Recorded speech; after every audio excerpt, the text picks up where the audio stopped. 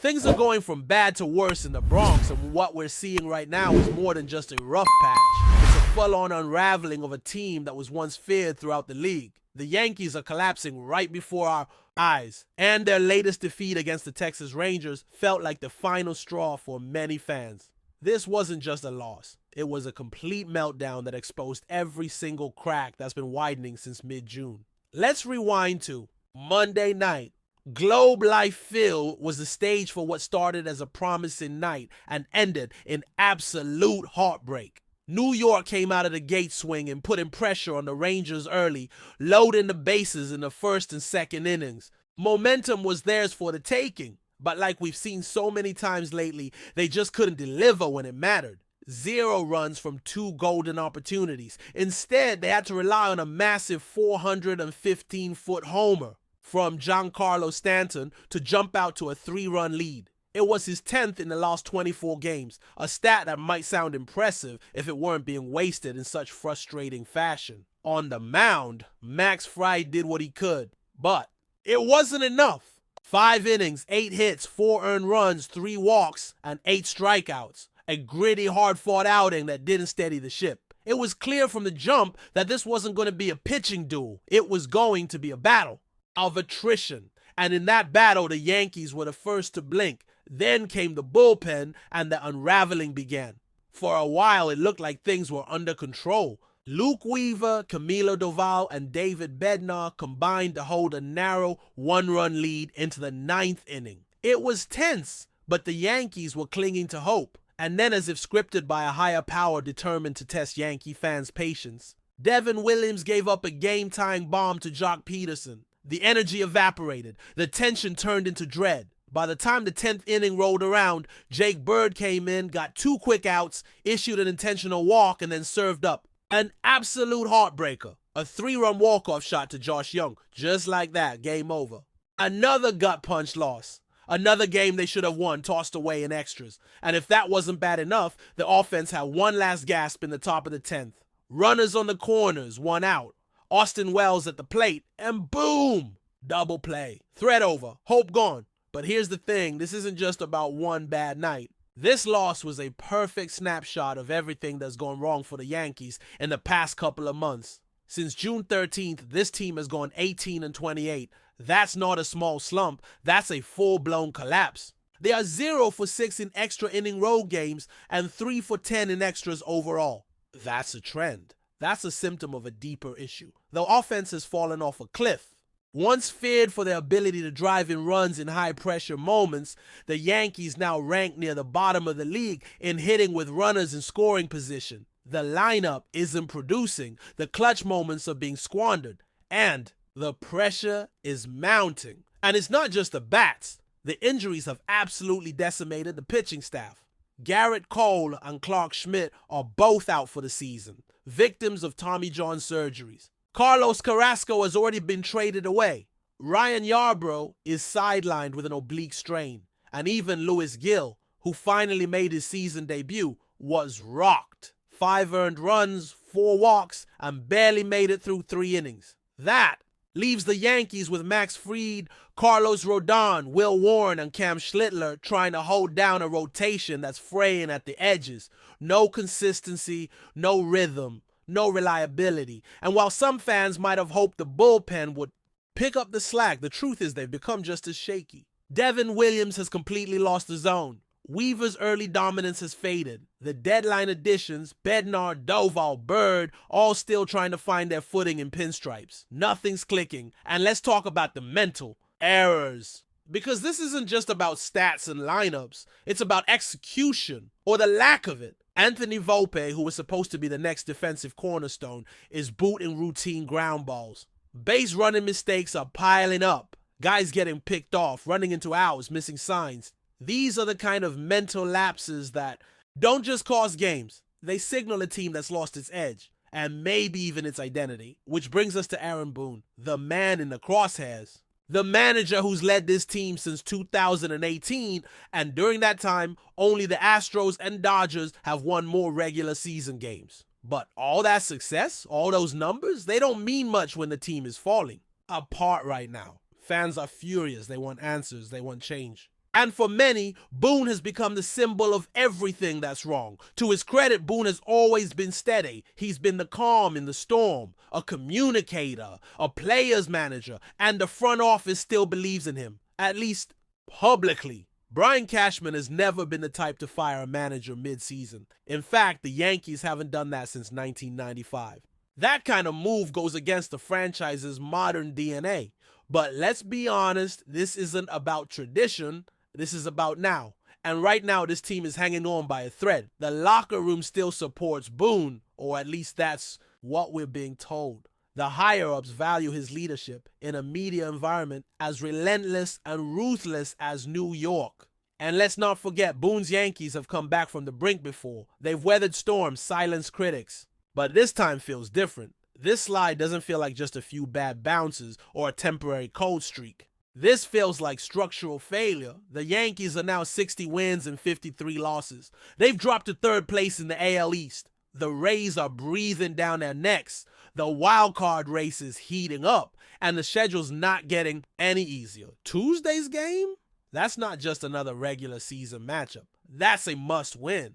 Will Warren will take the ball with the entire season hanging in the balance. No pressure, right? So where do they go from here? What's the move? Do the Yankees stick with the guys they've got, hoping the veterans can turn it around? Do they call up more arms, reshuffle the batting order, shake the tree just to see what falls? Or is it already too late? One thing's for sure, the fans aren't buying the usual post-game excuses anymore. They've heard enough about trying to grind through it and staying together as a group. The patience is gone. The faith is fading. And unless something drastic changes, this might be the season that defines Aaron Boone's legacy, for better or for worse. Because right now, this doesn't feel like a bump in the road. It feels like the road is breaking apart beneath their feet. The Yankees aren't just losing games, they're losing belief. And in a city like New York, that's the one thing you can't afford to lose. While the Yankees continue to scramble for answers, the front office has made a move that's got fans raising eyebrows. Some with hope, others with deep skepticism. In what looks like a low-risk, high-urgency decision, the Yankees have signed veteran right-hander Kenta Maeda to a minor league contract, assigning him to AAA Scranton Wilkes Barre.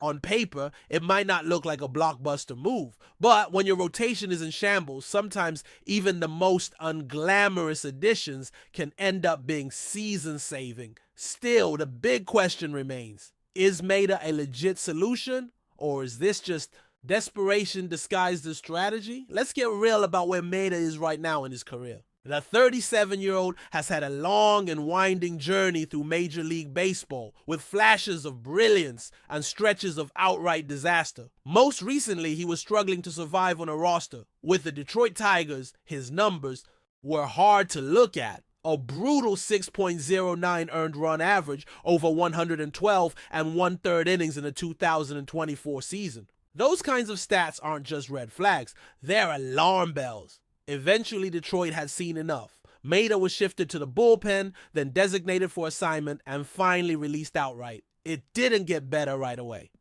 Now the Chicago Cubs picked him up on a minor league deal, and in AAA Iowa, the early results were downright ugly. Over his first 3 starts, Maeda posted a stomach-turning 24.30 earned run average. That's not a typo. He had one start where he allowed 9 runs in a single inning. At that point, it felt like Maeda was finished. A former playoff caliber starter now just hanging on for dear life. But then something strange happened. He started to turn things around. But before we continue, please remember to join our channel and give this video a like.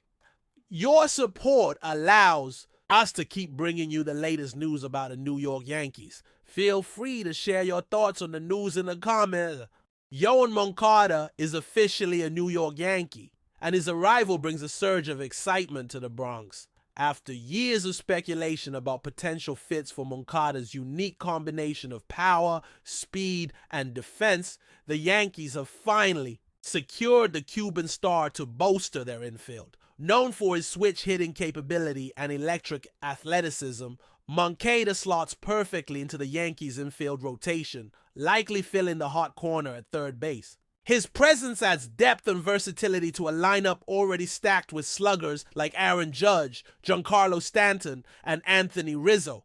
But Moncada is not just a power bat. His defensive skills are elite, with strong instincts, quick reflexes, and an arm that ranks among the league's best. For a Yankees team seeking to end a lengthy World Series drought, Moncada represents a strategic investment in both offensive upside and defensive consistency. His acquisition reflects the front office's commitment to building a championship caliber team with balanced talent across the diamond. Beyond the numbers, Moncada also brings playoff experience and a competitive edge, which could prove critical in high-stakes October matchups. The Yankees know they're not just adding another player, they're reinforcing the core of their roster with someone who has the tools to make an immediate impact. Moncada's journey to New York has been anything but ordinary. Once a highly touted international prospect, Moncada first signed with the Boston Red Sox before being traded to the Chicago White Sox in the blockbuster Chris Sale deal.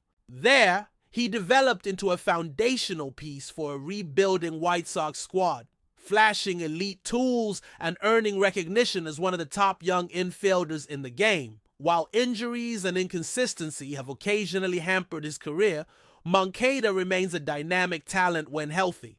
Now, joining the Yankees, he's poised for a fresh start in one of baseball's most iconic franchises. The expectations will be high, as always in the Bronx, but Moncada's track record suggests he thrives under pressure. He'll be wearing the pinstripes with pride, and fans will be eager to see how his game elevates on the sport's biggest stage. Importantly, the Yankees believe their player development and medical staff can keep Moncada healthy and productive throughout the season. The team's recent focus on durability and conditioning aligns with Moncada's needs, and that synergy could be key to unlocking his full potential. A change of scenery and a new clubhouse culture might be exactly what Moncada needs to reignite his career and fulfill the promise he showed early on. Offensively, Moncada brings a skill set the Yankees have craved. An athletic switch hitter who can work counts, draw walks, and provide pop from both sides of the plate. In a lineup often criticized for being too right-handed and too home run dependent, Moncada offers diversity and flexibility. He's capable of setting the table at the top of the order or driving in runs in the middle, depending on how manager Aaron Boone chooses to deploy him. His 25 home run potential, coupled with his ability to steal bases and take extra bases with aggressive base running, adds another dynamic to an offense that often stagnates when the long ball isn't flying. The Yankees hope Moncada can tap into his 2019 form, where he slashed .367, 5/148 with 25 homers and elite exit velocity. If he can replicate even part of that production, he'll be an enormous asset. Additionally, his plate discipline complements the Yankees' team philosophy, which emphasizes working the count and grinding out at-bats. His ability to switch hit also provides Boone with greater options when facing opposing bullpens, making late-game matchups more favorable. Overall, Moncada's offensive presence should help smooth out a lineup that has struggled at times with consistency and contact, especially in crucial situations. Defensively, Moncada is a Gold Glove caliber third baseman, and that's not an exaggeration. His instincts at the hot corner are elite, allowing him to anticipate batted balls with remarkable precision. He moves laterally with ease, charges bunts aggressively, and possesses a cannon of an arm that can make throws across the diamond from deep in the hole. His presence solidifies the infield and gives the Yankees flexibility with DJ LeMahieu, who can now be used more freely as a utility option across second, third, and first base. Having a dependable glove like Moncada's at third base alleviates pressure on the pitching staff, knowing that ground balls to the left side are likely to result in outings. It also allows the Yankees to be more aggressive with defensive shifts and alignments, trusting Moncada to cover significant ground and execute difficult plays. His fielding percentage and advanced metrics like outs above average and defensive runs saved consistently rank him among the best third basemen in the league when healthy.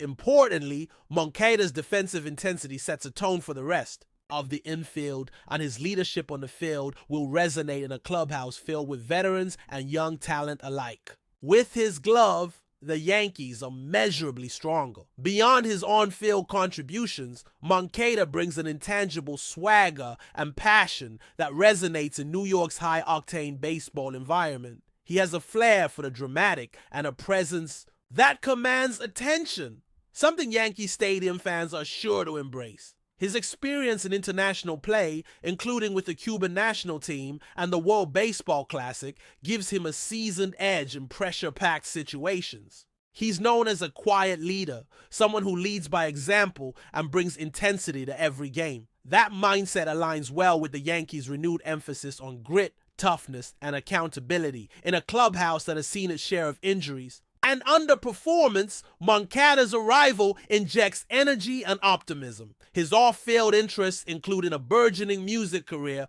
could also help him connect with New York's diverse and passionate fan base, making him not just a baseball addition, but a cultural one. The Yankees have made it clear they're not content with being contenders. They're focused on winning it all. Adding a player like Moncada, who brings power, defense, and personality, signals that intention loudly. As the season unfolds, all eyes will be on how Moncada adapts to the pressures and opportunities of life in pinstripes. Early signs suggest he's ready for the challenge. That's it for this update. If you enjoyed the video and want to keep receiving exclusive news about the New York Yankees, please subscribe to our channel and give us a like. We always appreciate your comments and opinions. See you in the next video.